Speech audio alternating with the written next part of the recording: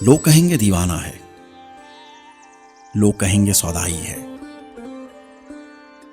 ये जो यूं ही आजिज बनकर प्यार की मीठी बातें करके चेहरे पे मुस्कान सजाए आगे बढ़ के मिलता है, इसको कोई लालच होगा, इसको कोई मतलब होगा।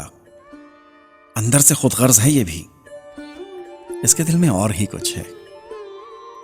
इसको कोई काम नहीं है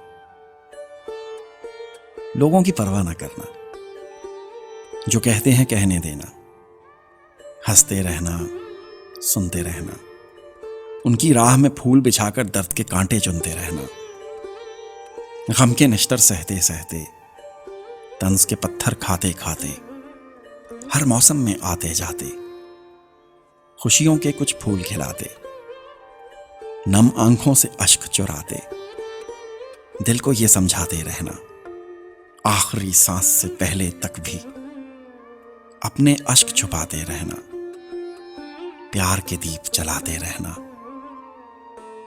प्यार के दीप जलाते रहना। मुबारक सिद्दीकी।